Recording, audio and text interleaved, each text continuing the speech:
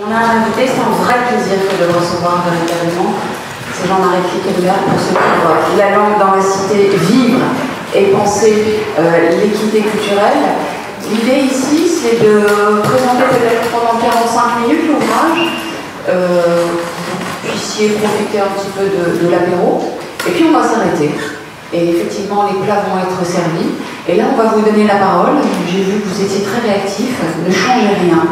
Parce que vous le verrez, en fait, le livre dont on va parler ce soir regorge de thématiques toutes plus passionnantes les unes que les autres et qui, j'en suis sûre, susciteront bien des questions chez vous. Vous êtes tous en train de recevoir ou vous allez recevoir votre déclaration d'impôt. Et il est évident qu'en lisant le petit livret qui l'accompagne, vous vous sentez coupable avant même d'avoir pensé à envisager le cliché. Pourquoi? Parce que ce langage intimidant vous terrifie. Et en tout cas, au lieu que ce soit ce rapport que le citoyen entretient avec l'État, qui devrait être un rapport joyeux, moi j'ai du plaisir à payer mes impôts quand je sais ce que ça permet, nous sommes dans un rapport conflictuel.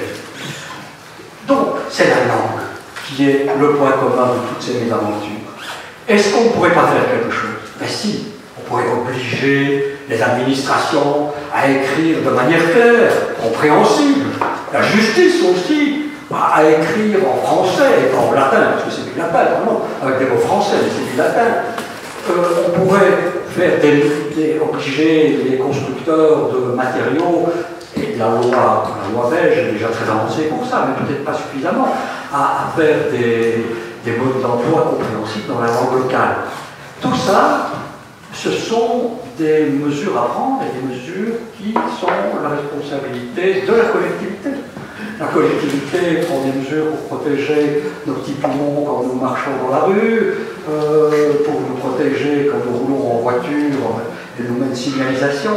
Donc, il est du devoir de la collectivité, et donc de ceux qui la représentent, le monde du politique, de prendre certaines mesures de nature linguistique pour résoudre des problèmes qui sont des problèmes, pas seulement des problèmes culturels, parce que c'est vrai que quand je rencontre des hommes politiques qui me disent « Ah oui, la belle langue française », et puis on passe à l'ordre du jour et on pense au jour. Non, pour résoudre des problèmes qui sont des problèmes de justice, des problèmes de rapport du citoyen à ses institutions, des problèmes économiques aussi. Donc la politique de la langue, en effet, c'est un livre pour la politique de la langue, pour une politique de la langue, mais en ceci que la langue traverse une série de problématiques qui sont sociales, économiques autant que culturelles.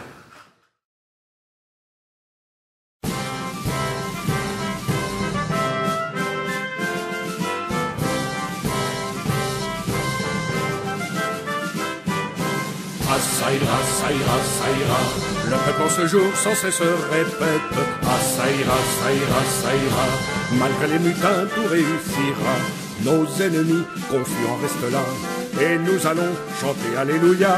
Ah, ça ira, ça ira, ça ira.